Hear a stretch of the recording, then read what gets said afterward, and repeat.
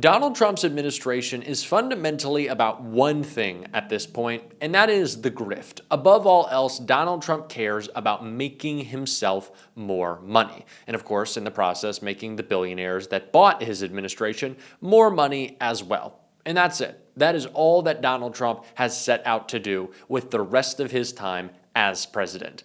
And it became pretty blatant when a video was released from inside the White House showing just how far Donald Trump will go, including very obvious criminal lengths, to make himself a buck. And it happens amid the panic that is throughout his White House that we are going to get into. But before we do, if I could quickly ask you to leave a like on this video, and if you haven't already and you enjoy our channel, to hit that subscribe button because it goes a long way in supporting our work. Now, before we can get into this criminal activity obviously taking place within Donald Trump's White House, I want to start with what teed this all up. And that is Gavin Newsom calling out Donald Trump wanting to run for president in 2028. That's how strongly I feel about this moment. And I think millions, hundreds of millions of Americans feel the same. We take Donald Trump seriously when he talks about the 2028 election. I mentioned to my friends a moment ago that I got a hat, a Trump 2028 hat from one of Donald Trump's biggest supporters, one of his biggest and most influential supporters. They're not screwing around. We cannot afford to screw around either. We have got to fight fire with fire. And I'll close on that point. What more evidence do you need in the state of California in the last just 6 months? Warrantless raids all across this state. Conditioning, threatening to condition disaster aid on the basis of politics, not on the basis of principles and the needs of people. We've seen these illegal tariffs take shape and impact this state disproportionately more than any other state. I have always been so tired, so tired of people in the media saying that libs freak out about whatever Donald Trump says and you can't take him seriously, you can't take him literally. Sure, there are moments in which Donald Trump is trying to distract us, and yes, we do not need to pay attention to them. But when the man says he wants to run for president again, when the guy who said he'd be a dictator on day one and since has tried to carry out that promise is talking about running in an election he is barred from, should have been barred from the last election, by the way, yeah, I think we ought to take him seriously, especially as he is in this moment trying to steal the midterm elections. And why? So Donald Trump won't be held accountable in any of his many criminal plots, including his grift, which Jessica Tarlov broke down right here before we get into one of those criminal examples. And I just got a note that the staggering level of corruption from last night's meme coin dinner. That's what you're focusing on, the meme coin. No, 40% of Donald Trump's wealth has been accumulated since he became president because of 2 crypto coins. The New York Times did interviews with foreign buyers of this cryptocurrency who came over here to have dinner with him. A guy from South Korea. This is not even part of the segment. So what? You're talking about a meme coin. Yeah, no, I'm talking about who's corrupt and who is profiting off the American office. Did he try to cover that up? I don't think so. Yeah, Caroline Levitt said you're defending an administration that covered up a dying leader, and you're sitting here going, but meme coin, meme coin. I'm saying billions. All right, let's give Paul a chance to clean it up real quick. Paul, final thoughts. It is clean on my side of the street. All right, all I'm going to say is that Donald Trump has made billions of dollars in cash, mind you, off of his crypto coins since assuming the presidency. In cash. This is not just in inflated net worth of his Truth Social stock. This is not just money propping up his failed businesses. This isn't some BS IPO from Don Jr. This is cash coming into his stable coin, his Trump coin, his Melania coin, and there's been no investigation. Barely anyone has said a word. It is insanity to me. But that's not enough. The billions aren't enough because Donald Trump was caught in a video that just came out selling merch at the White House. Yeah, that's illegal, by the way, and he doesn't seem to care. They love this for your wife. Oh, yeah. Scarf. Good Great. stuff. Thank you. can you put the key in here, whoever's taking it? That's important to not to lose that. Yeah. Do you have your key? No. Oh, okay, good. I had this one for you, but I like that box better. Yeah. I had that one for you. You know, you're not allowed to run. I've been so, because I'm 28 points higher than anybody. Yeah. Everybody wants me to run, but including you us.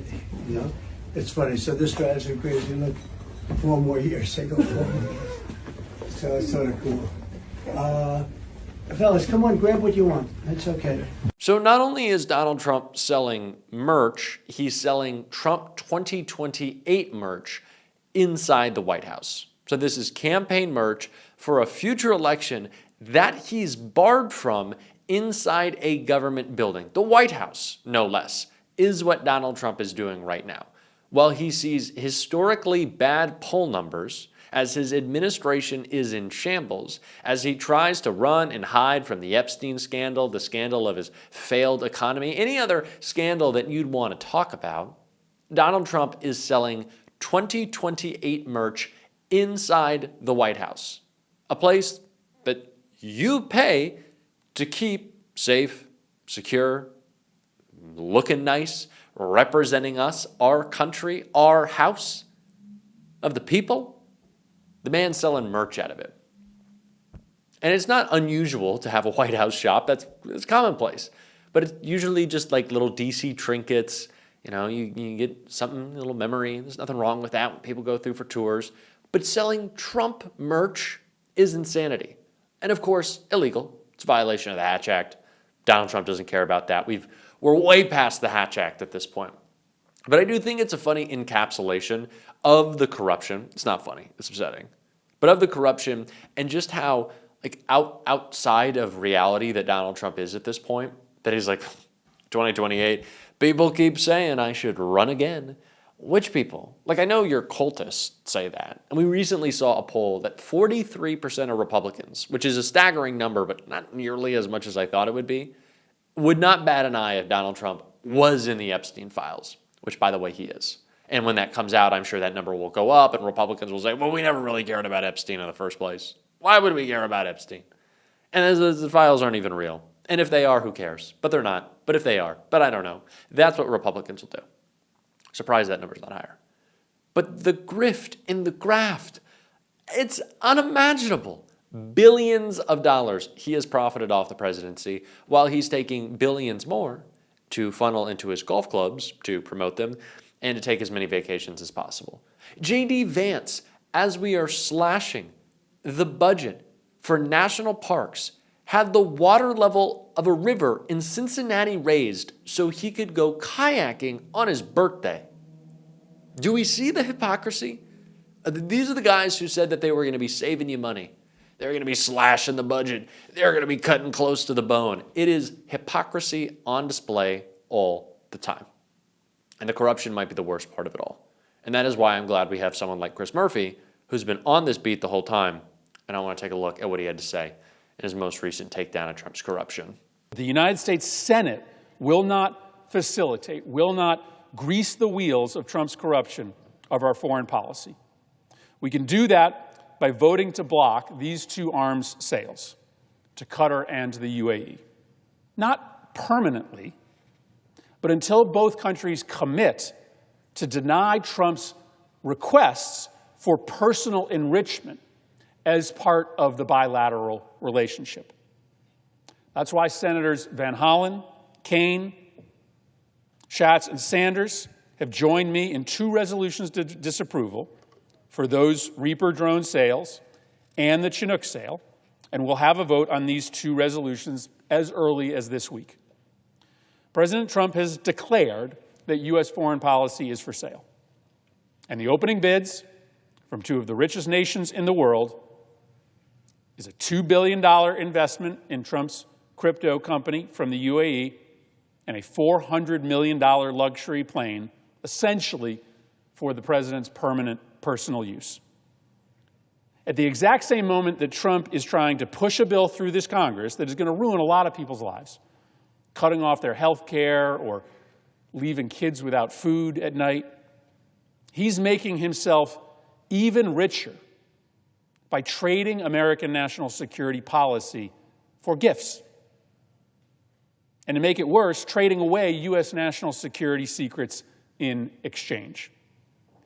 The net result is an American public that is poorer and weaker and less secure, and a president who is richer. It's corrupt. It's corrupt. We've never, ever in the history of this country allowed for a president to do this. Never in the 250 years that our republic has been on the earth has a president ever asked another nation to enrich himself in this way in exchange for preferential treatment from the U.S. taxpayers. If you're a Republican or Democratic senator, you have to see this as unprecedented, as terrible for our nation, as corruption. American foreign policy should not be for sale. If we let these arms sales go through, we are greasing the wheels of that corruption. If we vote for these resolutions of disapproval, at least we have a shot to stop it. Absolute insanity that they have gotten away with this. They won't be able to if we have a Democratic majority in the House and the Senate. And it is why it is so important that we work so hard to message this, to talk about it, to keep people informed. I cannot tell you how many conversations I've had. Well, you know, I'm a guy in my 20s. I'm allowed to be out at the bars, and I am. And I'm talking to guys, and I'm like, do you guys know, like, I'm sure you're into like crypto, or do you know what Trump's doing with crypto right now?